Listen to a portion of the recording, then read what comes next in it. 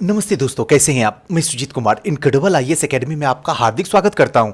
आज का वीडियो जो है ये घटना चक्र महासंग्राम का सीरीज चल रहा है और इस सीरीज में आज हम लोग चर्चा करेंगे भौतिकी विज्ञान का। बीपीएससी प्रीलिम्स में जितने भी आज तक भौतिकी विज्ञान के क्वेश्चन आए हैं, सारे क्वेश्चन को व्याख्या सहित और बेहतरीन तरीके से समझने की कोशिश करेंगे और विदाउट कंफ्यूजन अपने दिमाग में स्टोर करने की कोशिश करेंगे। क्योंकि दोस्तों आप लोग जानते ही होंगे, अगर नहीं भी जानते तो जान जाइए कि हर साल बीपीएससी अल्टरनेट क्वेश्चन पूछता है। किसी साल बायोलॉजी से ज्यादा क्वेश्चन पूछता है तो किसी साल जो है फिजिक्स से ज्यादा क्वेश्चन पूछता है। इसी तरीके से पिछले साल जो है 65 में बायोलॉजी से क्वेश्चन पूछा था, तो 66 में जो है जाहिर सी बात है इस बार जो है फिजिक्स से ज्यादा क्वेश्चन पूछेगा। और आपका जो केमिस्ट्री है वो कांस्टेंट रहता है, 3 से 4 क्वेश्चन सफिशिएंट है, बहुत बता दिया हूं। लेकिन अगर टक्कर होता तो इसी में, तो यानी कि हमें दोनों सीरीज को देखना हो सकता है। फिर से बायोलॉजी ना करके फिजिक्स कर दे, या फिजिक्स ना करके फिर से बायोलॉजी ही सीरीज को आगे रखते, ऐसा भी हो सकता है। तो ऐसे कंडीशन में ये दोनों पार्ट साइंस का जो है इंपॉर्टेंट होता है, जिसको बेहतरीन तरीके से आपको समझना चाहिए। दोस्तों जैसे ही लॉकडाउन समाप्त होगा, आप किसी न किसी कोचिंग के प्रति दीवानगी पैदा कीजिएगा। तो ऐसे में एक बेहतरीन ऑप्शन पटना में है, sure success civil services classes, जहां बीपीएससी के बदलते पैटर्न के अनुसार से बच्चों को पढ़ाया नहीं जाता बल्कि सिखाया जाता है। इसी का परिणाम है कि 65th बीपीएससी प्रीलिम्स में 30+ स्टूडेंट का रिजल्ट हुआ। बाकी मेंस में ऊपर वाले की दुआ, आप लोग का प्यार और हमारा मेहनत रंग जरूर लाएगा। जितना रिजल्ट होगा फिर हम बताएंगे। साथ साथ में प्रीलिम्स हो या मेंस की क्लास हो, दोनों में ग्रुप डिस्कशन करवाते हैं। इसीलिए करवाते हैं ताकि कोई भी बच्चा मेरा किसी भी हालात में इंटरव्यू से बाहर ना निकल सके। डेली क्लास होता है, पर डे टेस्ट होता है, वीकली टेस्ट होता है, और सबसे बड़ी बात, सबसे कम फीस में पूरे पटना में एकमात्र संस्था श्योर सक्सेस संस्था है, जो आपके सपने को सबसे ज्यादा अहमियत देता है बनस्पत आपके पैसों की। तो अगर आप चाहते हैं कि एडमिशन लेना, तो आपके पास में ओपन है संस्था, आप एडमिशन ले सकते हैं। इसके लिए जो है आप कमेंट बॉक्स में अपना नंबर दे दीजिए, मैं व्हाट्सएप से आपको ऐड कर लूंगा। साथ साथ में दोस्तों एक बात जरूर, थोड़ी सी बात बता देता हूं यहाँ पे कि आपको लगता है अक्सर एडवर्टाइजिंग क्यों करते हैं। एडवर्टाइजिंग इसलिए करते हैं ताकि आपके पैसे, आपके सपने और आपके वक्त तीनों बर्बाद ना हो जाए किसी दूसरे संस्था में, जहां आपके सपनों से ज्यादा अहमियत आपके पैसों का देता है। तो ऐसे कंडीशन में हम आपको चाहते हैं कि बचा सके। चलिए आज का सेशन स्टार्ट करते हैं। सबसे पहला क्वेश्चन जो है आपके सबसे पहला क्वेश्चन आपके स्क्रीन पे है, घड़ी में प्रयोग होने वाली कार्टेज क्रिस्टल होते हैं। इसका सही आंसर जो होगा option number B, silicon dioxide का। ध्यान रखिएगा, सिलिकॉन डाइऑक्साइड। कॉटेज जो होता है शुद्ध रूप से सिलिकॉन डाइऑक्साइड का, यानी कि SiO2। ध्यान रखिएगा यहां पे जो है ये डेट, हमेशा मैं बार बार बोल रहा हूं कि आप खुद देख लीजिएगा कि कौन से साल में ये पूछा गया है। मैं ये नहीं बताऊंगा और ऑप्शन नहीं बताऊंगा, क्योंकि आपको खुद ही देखना, बस ध्यान से आप हमारी जो व्याख्या करेंगे उसको बस सुनना है। कॉटेज जो होता है शुद्ध रूप से सिलिकॉन डाइऑक्साइड होता है, SiO2 के होते हैं। यद्यपि प्राकृतिक रूप में इनमें कुछ जो है रॉक क्रिस्टल और राइनस्टोन जो होता है इसके रूप में पाए जाते हैं, वस्तुतः जिनका वाणिज्यिक रूप जो होता है ये प्रयोग में होता है, वे मानव निर्मित होते हैं। कार्टेज क्रिस्टल का जो प्रयोग होता है वो घड़ी में होता है, रेडियो में होता है और टेलीविजन में होता है। तो ध्यान रखिएगा। नेक्स्ट जो है दूसरा नंबर क्वेश्चन,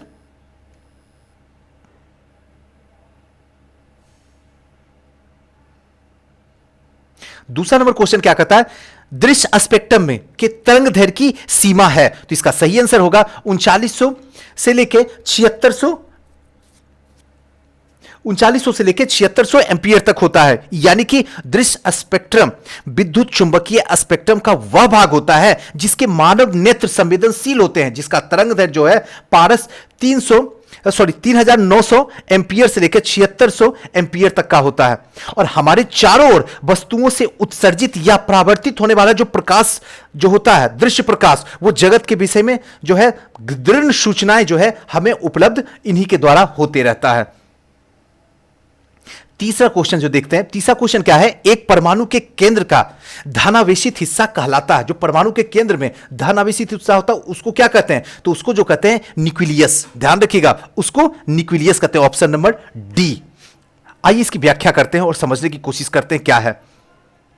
नाभिक जिसको कहते हैं न्यूक्लियस, परमाणु का केंद्रक होता है, एकदम सेंटर होता है। परमाणु के नाभिक में प्रोटॉन न्यूट्रॉन दोनों जो है अवस्थित रूप में जो है न्यूक्लियन कहलाते हैं। दोनों अवस्थित रूप में होते हैं। प्रोटॉन जो होता है वो धनात्मक यानी कि पॉजिटिव होता है, और तथा न्यूट्रॉन जो होता है वो उदासीन होता है, यानी कि न्यूट्रल होता है, ना पॉजिटिव होता है और ना ही निगेटिव होता है। तो जिस कारण से, यही वो कारण होता है जिसके कारण नाभिक जो है धन आवेशित होता है। प्रोटॉन और न्यूट्रॉन का जो द्रव्यमान होता है 1.672 into 10 to the power -27 kilogram होता है। और इनकी खोज जो है क्रमशः आर्नेस्ट और रदरफोर्ड तथा जेम्स चैडविक के द्वारा की गई थी। आर्नेस्ट, रदरफोर्ड और जेम्स चैडविक के द्वारा, थोड़ा सा ध्यान रखना होगा। नेक्स्ट क्वेश्चन जो है, एक ठोस के सीधे गैस में परिवर्तन को कहते हैं। तो इसका सही आंसर होगा ऊर्ध्वाधर पतन। एक ठोस जो है सीधे गैस में परिवर्तन हो जाता है। जैसे ऊर्ध्वाधर पतन का प्रक्रमण होता है कि एक ठोस जो होता है वो पदार्थ सीधे द्रव में परिवर्तित होते बिना सीधे गैसीय अवस्था में हो जाता है। जैसे कि आप अगर कैंडल ले लेते हैं तो क्या एक ठोस है और सीधा ये गैस के रूप में क्या हो जाता है, परिवर्तन हो जाता है। तो ऊर्ध्वाधर पतन। नेक्स्ट जो है सौर विकिरण निम्न में से किस पारस में दिखता है? तो इसका सही आंसर होगा ऑप्शन नंबर बी, 400 से 700 एनएम में दिखता है। 400 से 700। आइए इसकी चर्चा थोड़ा सा डिटेल से कर लेते हैं। पृथ्वी पर आने वाले सौर विकिरण का परास जो होता है 100 नैनोमीटर से 10 टू द पावर 6 नैनोमीटर तक विस्तृत है। इस सौर विकिरण को परावैंगनी विकिरण या फिर दृश्य प्रकाश या फिर कहें तो अवरक्त किरण या अल्ट्रावायलेट में विभाजित किया जा सकता है। नेक्स्ट जो है कॉस्मिक किरण क्या है? तो इसका सही आंसर होगा आवेशित कण होता है। कॉस्मिक किरण जो होता है ये विद्युत चुंबकीय स्पेक्ट्रम का एक भाग नहीं है। ये जो है उच्च ऊर्जा आवेशित कण होता है जो कि अंतरिक्ष में लगभग प्रकाश की गति में जो है गमन करता है, प्रकाश की गति में। नेक्स्ट क्वेश्चन की ओर चलते हैं। 2G स्पेक्ट्रम में अक्षर G किस शब्द से प्रयुक्त है? तो इसका सही आंसर होगा ऑप्शन नंबर सी, यानी 2G का मतलब होता है जनरेशन। अभी चल रहा है 4G यानी कि फोर्थ जनरेशन। 2G दूसरी पीढ़ी का बेहतर संचार प्रौद्योगिकी है और G का शब्द होता है जनरेशन से, अर्थात उस पीढ़ी में, यानी सेकेंड जनरेशन। रडार का आविष्कारक कौन था? तो इसका सही आंसर होगा वाटसन, यानी कि रॉबर्ट वाटसन। स्कॉटिश भौतिकविद रॉबर्ट वाटसन वॉट ने वर्ष 1935 में पहली बार प्रायोगिक रडार, कभी कभी जो है रडार का भी फुल फॉर्म पूछ दिया जाता, तो ध्यान रखिएगा, रडार मतलब रेडियो डिटेक्टिव एंड रेंजिंग व्यवस्था का विकास किया था। द्वितीय विश्व युद्ध में इस व्यवस्था का उपयोग जो है हवाई हमलों के पूर्व सचेत करने के लिए किया गया था, द्वितीय विश्व युद्ध में। अब हमें कमेंट बॉक्स में जाकर बताइए कि द्वितीय विश्व युद्ध कब हुआ था, जरूर बताइए। नेक्स्ट जो है गॉड पार्टिकल है, तो इसका सही आंसर होगा हिग्स बोसोन। अब हिग्स बोसोन एक मूल कण है, एकदम ध्यान से सुनिएगा। हिग्स बोसोन जो एक मूल कण है जिसकी प्रथम परिकल्पना है वो 1964 में की गई थी और इसका प्रायोगिक सत्यापन जो है 2013 में किया गया था। वैज्ञानिक समुदाय के बाहर और मीडिया के द्वारा अक्सर इस कण को ईश्वरीय कण कहा जाता है। गॉड पार्टिकल जो है वो ईश्वरीय कण कहा जाता है, या कहें तो गॉड पार्टिकल जो है उपनाम दिया जाता है। हिग्स बोसोन कण का खोज करने वाले वैज्ञानिक की जोड़ी ब्रिटेन के पीटर हिग्स और बेल्जियम के फ्रांसवा एलगेट ने वर्ष 2013 में भौतिकी विज्ञान के क्षेत्र में नोबेल पुरस्कार से इन्हें पुरस्कारित किया गया था, 2013 में। नेक्स्ट है सर सीवी रमन ने भौतिकी का नोबेल पुरस्कार प्राप्त हुआ था, तो इसका सही आंसर होगा 1930 में। ध्यान रखिएगा, ये सब क्वेश्चन हमेशा रिपीट होता है, एकदम ध्यान रखिएगा, आगे भी आपको देखने के लिए मिल जाएगा। भौतिकी शास्त्र के लिए नोबेल पुरस्कार प्राप्त करने वाला, अब देखिए सीवी रमन कौन से क्षेत्र से संबंधित थे, आपसे यही क्वेश्चन पूछ देगा, जो कि देखिए यहीं पे आपका आंसर पता चल रहा है कि भौतिक शास्त्र है। तो भौतिक के लिए नोबेल पुरस्कार प्राप्त करने वाले पहले भारतीय डॉक्टर चंद्रशेखर वेंकटरमन थे। कौन थे? तो पहले भारतीय डॉक्टर चंद्रशेखर वेंकटरमन थे, जिन्हें 1930 में यह पुरस्कार प्राप्त हुआ था। यह नोबेल पुरस्कार भारत से संबंधित विजेता है। रविन्द्रनाथ टैगोर को सबसे पहले मिला था 1913 में साहित्य के लिए, अरविंद खुराना को चिकित्सा के लिए 1968 में मिला था। उसके बाद सुब्रमण्यम चंद्रशेखर को भौतिकी के लिए 1983 में मिला था। उसके बाद मदर टेरेसा के लिए शांति के लिए 1979 में मिला था और अमर्त्य सेन को अर्थशास्त्र के लिए 1998 को मिला था। नेक्स्ट क्वेश्चन की ओर चलते हैं। टेलीस्कोप की खोज किस वैज्ञानिक ने किया था? तो इसका सही आंसर होगा गैलीलियो ने किया था। गैलीलियो ने टेलीस्कोप का आविष्कार किया था। किस सदी की शुरुआत में हवाई जहाज का आविष्कार किसने किया था? तो इसका सही आंसर होगा राइट ब्रदर्स ने। नेक्स्ट क्वेश्चन है 1 माइक्रोन बराबर होता है, इसका सही आंसर होगा 1/1000 मिलीमीटर। देखिए क्वेश्चन क्या है, हमेशा आप देख रहे हैं साइंस के जो लोग अगर आर्ट्स बैकग्राउंड से हैं या कॉमर्स बैकग्राउंड से हैं, अब तो कम से कम यहां से तो समझ में आ गया ना। अगर आप नहीं कहीं पढ़े हैं, कोई झूठ भी बोल रहा है या कोई आपको इधर उधर की बात कर रहा है, कम से कम इस क्वेश्चन के बाद तो आप कभी भी इधर उधर सॉफ्टवेयर आपका गड़बड़ाने की चांस नहीं है ना। क्योंकि अब तो पता चल रहा है ना कि आयोग कैसा क्वेश्चन पूछ रहा है, एकदम बेसिक क्वेश्चन पूछता है। ऐसा क्वेश्चन पूछता कि आपसे उम्मीद आयोग करता कि अगर आप आर्ट्स बैकग्राउंड में भी हैं तब भी 10th में 12th में आपने पढ़ा है साइंस, कम से कम 10th 12th 10th 9th और 10th में तो पढ़े ही साइंस है और उसी से रिलेटेड है। क्या उसी के बेस पे तो अभी तक कुल सारा क्वेश्चन चल रहा है और थोड़ा करंट से जुड़ा हुआ, जो कि करंट आपको पढ़ना ही है। तो बताइए कहां भारी है, कहां फंस रहे हैं क्वेश्चन में। और कुछ क्वेश्चन तो मैंने पहले भी बता चुका हूं कि बेवकूफ वाली क्वेश्चन रहता है जो आयोग जानबूझ के डालता है बेवकूफ बनाने के लिए। तो इस पे आपको खुद ही ध्यान रखना होगा। नेक्स्ट है क्रोमेटोग्राफी का तकनीक का प्रयोग होता है। इसका सही आंसर होगा रंगीन पदार्थ के प्रभावन आश्वासन में, यानी कि किसी मिश्रण के विभिन्न पदार्थों को अलग करने को जो है वो कहा जाता है क्रोमेटोग्राफी। मान लीजिए कोई मिश्रण है, उस मिश्रण को अगर अलग करना है तो उसको कहते हैं क्रोमेटोग्राफी तकनीक के द्वारा अलग किया जा सकता है। दो तीन का मिश्रण जो होगा, एक दो या दो से अधिक पदार्थों का जब एक दूसरे में मिल जाना तो मिश्रण कहलाता है, ये तो पता ही है। एक में तो हो नहीं सकता, दो या दो से अधिक में, तो उसमें जो है उसको सबको अलग करने की जो पद्धति अपनाई जाती है उसको कहते हैं क्रोमेटोग्राफी तकनीक।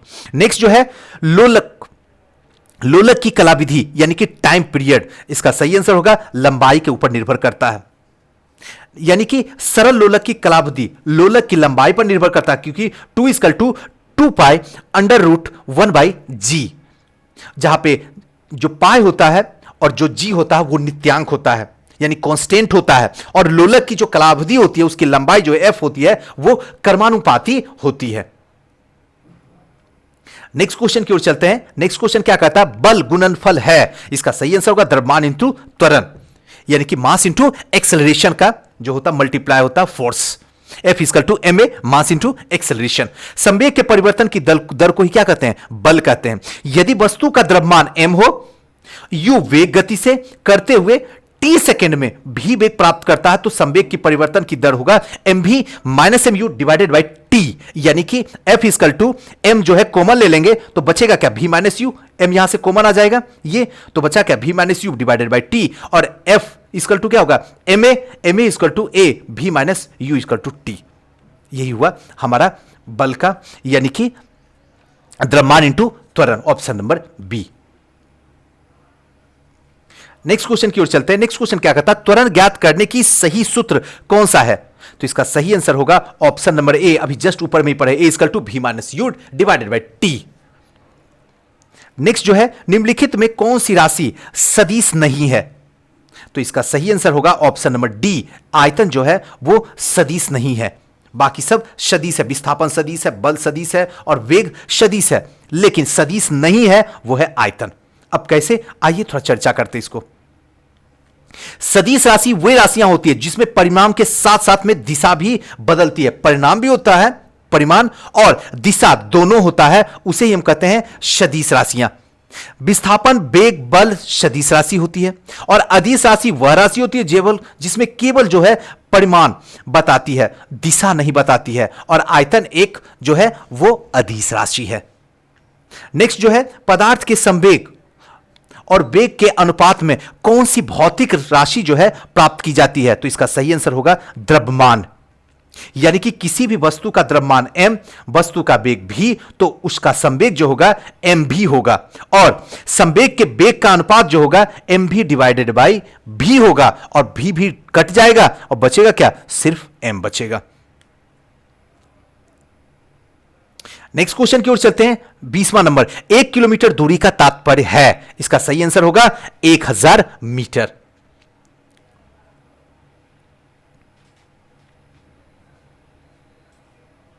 थोड़ा सा चर्चा कर लेते हैं। 1 kilometre 1000 metre, 100 metre 1 hectare metre, 1000 centimetre 1 decametre, 100 centimetre 1 metre. Next आते हैं, 1 पिकोग्राम बराबर होता है, इसका 10⁻⁻12 ग्राम को ही 1 पिकोग्राम कहते हैं। 10⁻⁻12 ग्राम को। नेक्स्ट है, आप एक लिफ्ट में खड़े हैं, मान लीजिए एक लिफ्ट के अंदर है और खड़े हो गए हैं। लिफ्ट के फर्श पर आपके भार द्वारा लगाया गया बल, और जो लिफ्ट के फर्श पे जिस तरीके से भार लगाया जा रहा है वो क्या है, आपके पास में ऑप्शन यहां पे है। तो इसका सही आंसर जो होगा वो होगा बी, लिफ्ट के 9.8 मीटर पर सेकेंड स्क्वायर त्वरण से नीचे आते समय शून्य हो जाएगा। यानी कि लिफ्ट जो है 9.8 मीटर प्रति सेकेंड स्क्वायर के त्वरण के नीचे आते आते लिफ्ट का फर्श और व्यक्ति का जो दबाव जो होता है, दबाव वो नहीं पड़ता है, अतः उस समय फर्श पर उसके द्वारा बल जो लगाया जाता है वो बिल्कुल भी जीरो होता है। नेक्स्ट क्वेश्चन की ओर चलते हैं, 23वां नंबर क्वेश्चन। 23वां नंबर क्वेश्चन क्या कहता है, टरबाइन एवं डायनमो से बिजली प्राप्त करने में किस ऊर्जा को विद्युत ऊर्जा की परिवर्तित कहते हैं? इसका सही आंसर होगा मैकेनिकल ऊर्जा। जब टरबाइन होता है, टरबाइन से डायनेमो में बिजली प्राप्त करने के लिए यांत्रिक ऊर्जा यानी कि मैकेनिकल ऊर्जा को विद्युत ऊर्जा में परिवर्तित किया जाता है, टरबाइन से डायनेमो में, तो मैकेनिकल ऊर्जा से। नेक्स्ट है, 100 वाट का बिजली का बल्ब यदि 10 घंटे जले तो बिजली का खर्च होगा, तो इसका सही आंसर होगा 1 यूनिट। अगर 100 वाट का बॉल जला रहे हैं और 10 घंटा अगर कंटिन्यू जल रहा है तो इसका मतलब है 1 यूनिट बिजली बिल आपका समाप्त हो जाएगा।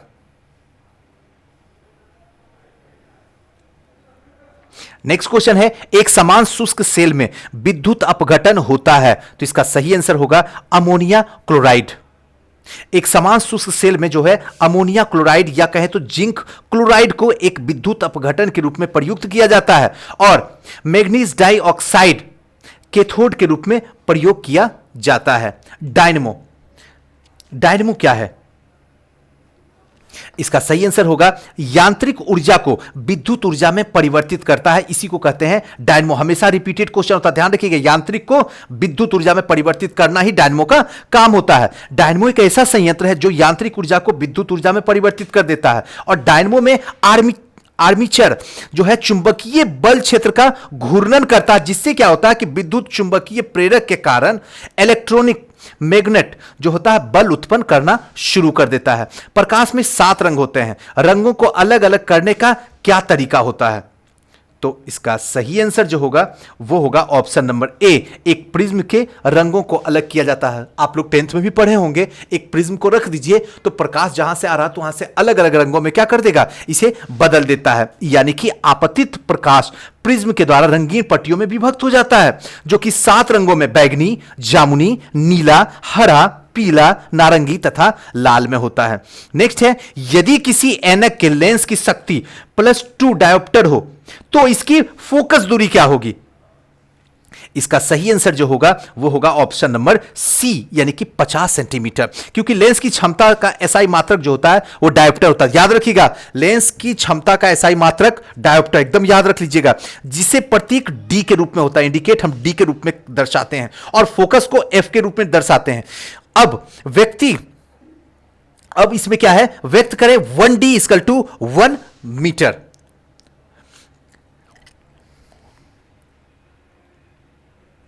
One D equal to 1/m है और इस प्रकार से इस लेंस की क्षमता को 1D कहते हैं, जिसकी फोकस दूरी 1m है, मीटर है। तो अभिसारी लेंस की क्षमता प्लस और अपसारी लेंस की क्षमता माइनस। ध्यान रखिएगा, अभिसारी का प्लस और अपसारी का माइनस होता है।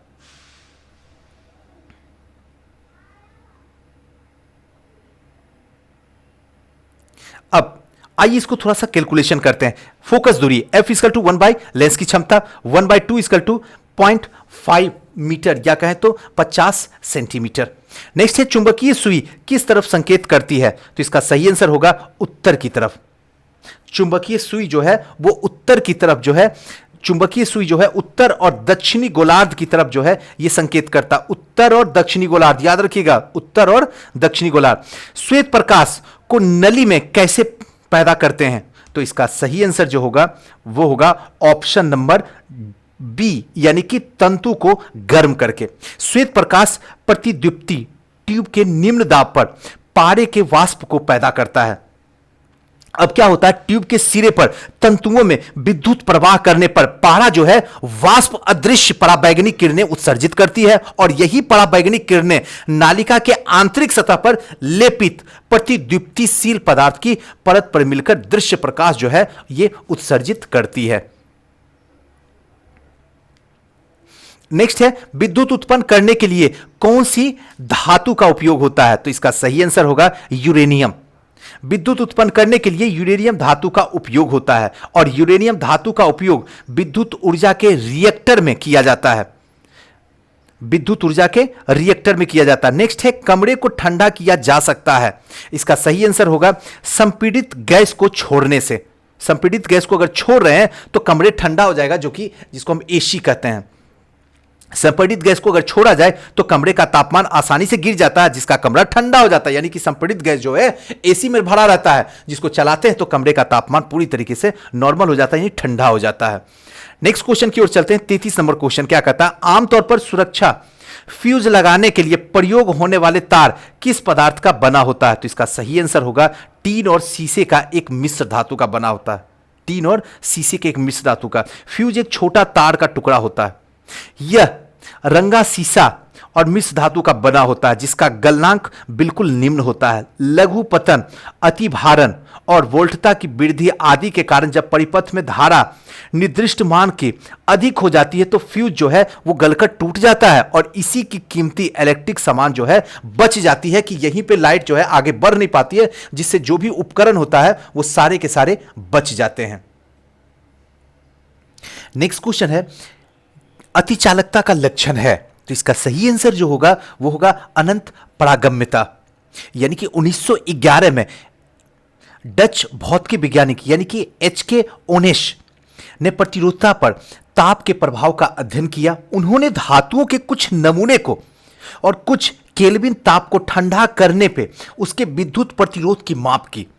तो ओनेश ने यह जानकर आश्चर्य हुआ कि 4.2 के तापमान पर जब पारे को विद्युत प्रतिरोध शून्य हो जाता है, 4.2 टेंपरेचर पे जब पारे का विद्युत प्रतिरोध शून्य हो जाता, तो यह पाया गया कि न्यूनतम ताप पर अनेक तत्व जो भी अन्य तत्व हैं और यौगिक ऐसा ही व्यवहार दर्शाते हैं और ऐसा व्यवहार करने वाले पदार्थ को अति चालकता कहते हैं। ध्यान रखिएगा, ऐसा जो व्यवहार करते हैं ऐसे पदार्थ को अति चालकता कहते हैं और अति चालकता कोई प्रतिरोध प्रस्तुत नहीं करते हैं, इसलिए इसमें ऊर्जा का ह्रास के बिना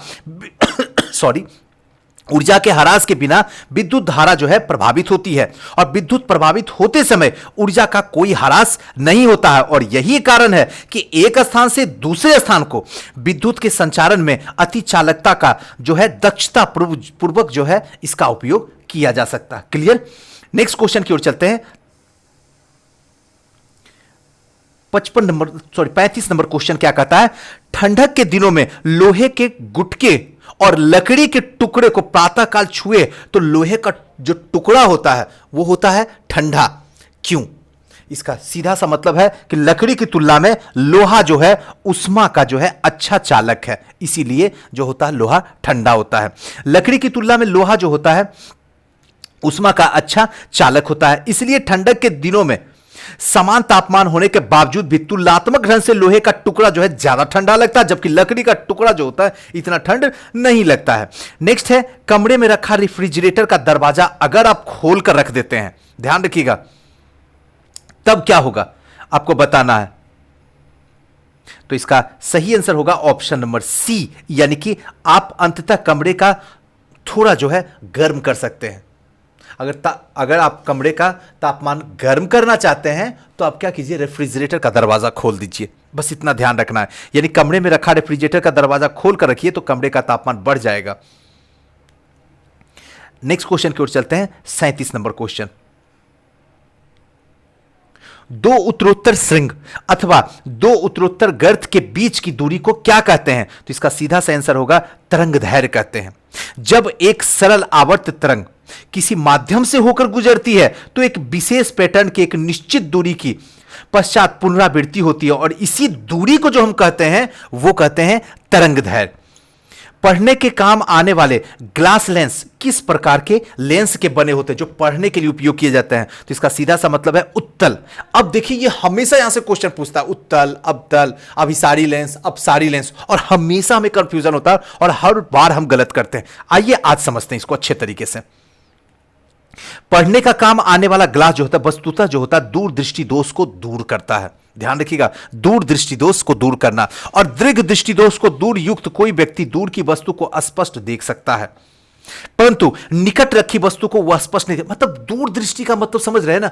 दूरदृष्टि का मतलब है कि आप जो है दूर की वस्तु को नहीं देख सकते हैं, और निकट का मतलब होता है कि आप जो है निकट के वस्तु को नहीं देख सकते हैं। जो रखी हुई वस्तु है वो निकट में आप स्पष्ट नहीं देख सकते हैं, और इसी दोष को उचित फोकस दूरी में उत्तल लेंस का उपयोग करके हम इसे प्रॉब्लम को सॉल्व कर लेते हैं। किसको? तो उत्तल लेंस। नेक्स्ट क्वेश्चन की ओर चलते हैं। नेक्स्ट क्वेश्चन क्या कहता है? ध्वनि का वायु में वेग अनुमानतः है, तो इसका सही आंसर होगा 330 मीटर प्रति सेकेंड है। अब क्या है आप इसमें खुद ही चूज करके देख लीजिए सबका डाटा। चलिए नेक्स्ट क्वेश्चन आते हैं। प्रकाश विकिरण की प्रकृति होती है, तो इसका सही आंसर होगा तरंग एवं कण दोनों के समान होती है। कैसे? तो प्रकाश विकिरण जो होती है वो प्राकृतिक तरंग और कण दोनों के समान होती है, अर्थात प्रकाश का विकिरण तरंग और कण दोनों गुणों में पाए जाते हैं। नेक्स्ट है आकाश नीला लगता है, क्यों? अगर आप देखिए तो आकाश नीला लगता है, इसके पीछे क्या रीजन है? तो इसके पीछे सिर्फ यही रीजन है क्योंकि लघु तरंगदैर्घ्य तरंगों की उपेक्षा वायुमंडल के द्वारा अधिक प्रकीर्णन होता है, यानी कि वायुमंडल में अणुओं और परमाणुओं पर प्रकाश पड़ने से यह प्रकाश सभी दिशाओं में जो है प्रकीर्णित कर देते हैं, और यह प्रकीर्णन में बैगनी और नीला वर्ण का प्रकाश जो है सबसे अधिक निकलना शुरू होता है, और घटते क्रम में हरे, पीले, नारंगी, लाल रंग के प्रकाश जो है प्रकीर्णन होता है, अतः प्रकाश का नीला प्रतीत होता है। इसी वजह से जो है आकाश का रंग नीला हमें दिखता है। नेक्स्ट क्वेश्चन की ओर चलते हैं। पानी का घनत्व तो अधिकतम होता है, तो इसका सही आंसर होगा 4 डिग्री सेल्सियस पर, यानी कि पानी का घनत्व जो है 4 डिग्री सेल्सियस पर जो है अधिकतम होता है, और इसका आयतन जो है न्यूनतम होता है।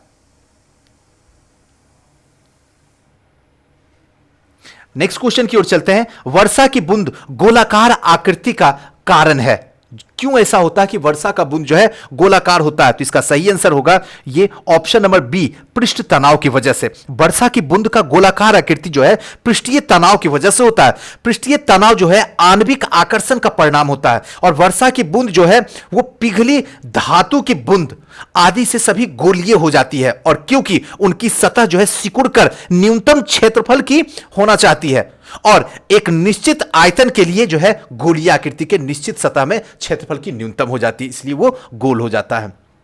सूर्य ग्रहण तब होता है जब आपके पास में ऑप्शन और आंसर दोनों है, ऑप्शन नंबर ए, जब चंद्रमा बीच में होती है, यानी कि सूर्य ग्रहण चंद्रमा का बीच आना, इतना ध्यान रखिएगा। सूर्य ग्रहण तब होता है जब चंद्रमा पृथ्वी के चक्कर लगाते समय पृथ्वी और सूर्य के बीच में आ जाती है, जिसके कारण सूर्य कुछ हिस्सा जो होता है वो दृष्टि गोचर नहीं होता, यानी सूर्य का कुछ हिस्सा नहीं दिखता है, तो इसे चंद्र ग्रहण, सूर्य ग्रहण कहते हैं। नेक्स्ट क्वेश्चन जो है, सबसे छोटा दिन कब होता है? तो इसका सही आंसर होगा 22 दिसंबर, यानी कि 21 जून को उत्तरी गोलार्ध में सबसे लंबा दिन और दक्षिणी गोलार्ध में सबसे छोटा दिन होता है। याद रखिएगा 21 जून उत्तरी गोलार्ध में सबसे लंबा, दक्षिणी गोलार्ध में सबसे छोटा, और 22 दिसंबर को उत्तरी गोलार्ध में दिन की अवधि सबसे कम और दक्षिणी गोलार्ध में सबसे अधिक होती है, और 23 सितंबर और 21 मार्च को दोनों गोलार्ध में दिन और रात जो होती है वो समान होती है। एकदम रट जाइए आप, इसके लिए कोई ट्रिक नहीं है, रट जाइए, क्योंकि हर बार क्वेश्चन यहां से पूछेगा, और पता है आयोग को कि ये क्वेश्चन दे दो बच्चे को आसानी से क्लीन बोल्ड कर लोगे, क्योंकि बच्चा पक्का ही कंफ्यूजन में रहेगा, तो अच्छे तरीके से याद रख लीजिए। नेक्स्ट क्वेश्चन की ओर चलते हैं। महासागर में ऊंची जल तरंग कैसे आती है? तो इसका सीधा सा मतलब है चंद्रमा से आती है, ये तो जानते ही हैं। महासागर में ऊंची जल तरंग जो होती है वो चंद्रमा के गुरुत्वाकर्षण बल का परिणाम होता है, क्योंकि चंद्रमा पृथ्वी से सूर्य की तुलना में नजदीक है। पृथ्वी से सूर्य की तुलना में जो चंद्रमा नजदीक है, और उसके आकर्षण बल के कारण जो होता है वो समुद्र की तरंग ऊपर उठना शुरू कर देती है, अट्रैक्ट करती है, खींचती है, तो सूर्य के द्वारा लगने वाला जो सूर्य के द्वारा लगने वाला आकर्षण बल है इतना प्रभावी नहीं हो पाता है, अंततः उसके द्वारा जल तरंग ऊपर की ओर नहीं उठ पाता है। नेक्स्ट क्वेश्चन की ओर चलते हैं। जब एक पत्थर को चांद की सतह से पृथ्वी पर लाया जाता है तो इसका सही आंसर होगा उसका भार बदल जाता, परंतु द्रव्यमान वही रहता। द्रव्यमान वही है लेकिन सिर्फ उसका भार बदलता है। याद रखिएगा, बहुत इंपॉर्टेंट है। जब पत्थर को चांद की सतह से लाया जाता है तो उसके भार के मान बदल जाता है। किसी वस्तु का द्रव्यमान स्थिर होता है लेकिन वह भार भौतिक राशि है जो कि द्रव्यमान और गुरुत्वीय त्वरण के गुणनफल से प्राप्त होता है, W=mg। चूंकि पृथ्वी का गुरुत्वीय त्वरण और चंद्रमा के गुरुत्वीय कम होता है, अतः वस्तु का भार कम हो जाएगा। नेक्स्ट क्वेश्चन की ओर चलते हैं। सौर ऊर्जा निम्न में से किससे प्राप्त होता है? तो इसका सही आंसर होता है सूर्य से प्राप्त होता है। सूर्य के अभ्यंतर में नाभिकीय संलयन के कारण लगातार विशाल मात्रा में ऊर्जा मुक्त होती रहती है और इस ऊर्जा को अंतरिक्ष में सभी दिशाओं में विकिरण होते रहता है। पृथ्वी के अन्य सौर ग्रहों से इस ऊर्जा का एक छोटा सा भाग मिलता है और पृथ्वी में लगभग 4.5 × 10⁸ भाग जो है ऊर्जा प्राप्त होती है। नेक्स्ट क्वेश्चन की ओर चलते हैं।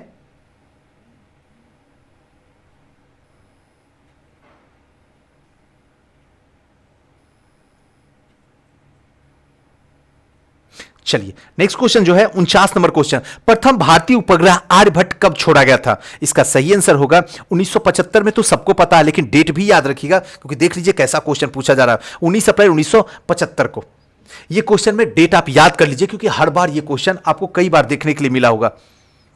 नेक्स्ट है वर्ष दीर्घतम होता है, तो इसका सही आंसर होगा प्लूटो पे। यानी प्लूटो पे वर्ष जो है सबसे अधिक होता है जिसकी कक्षीय परिक्रमण काल दिन में 90,588 होता है। नेक्स्ट है सूर्य के प्रकाश को धरती की सतह पर पहुंचने में कितना समय लगता है? यह क्वेश्चन हर बार पूछा जाता है, इस बार भी थोड़ा चर्चा में रह गया था। सी 8.5 मिनट। इस बार 65th में भी यही क्वेश्चन को थोड़ा सा चर्चा में ला दिया था आयोग ने और देखिए हर बार यह क्वेश्चन पूछा जा रहा है। सूर्य से प्रकाश की धरती के सतह पहुंचने में लगभग जो है 8.3 मिनट लगता है और सूर्य से पृथ्वी की औसत दूरी 150 × 10⁻7 किलोमीटर है और प्रकाश की चाल 10⁻8 है। 3 × 10⁸ किलोमीटर पर सेकेंड होता है, यानी 3 लाख किलोमीटर प्रति सेकेंड।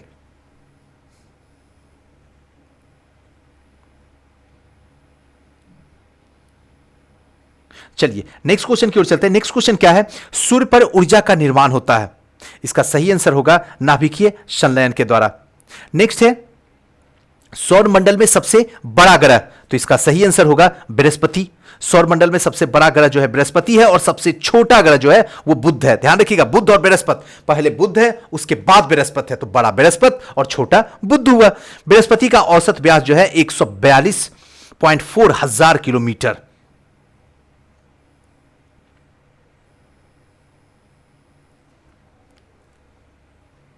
नेक्स्ट क्वेश्चन है निम्नलिखित में से कौन सा एक कंप्यूटर की भाषा नहीं है? तो इसका सही आंसर होगा फास्ट बेसिक है, सी प्रोग्रामिंग है, फोर्ट्रेन है, लेकिन फास्ट नहीं है।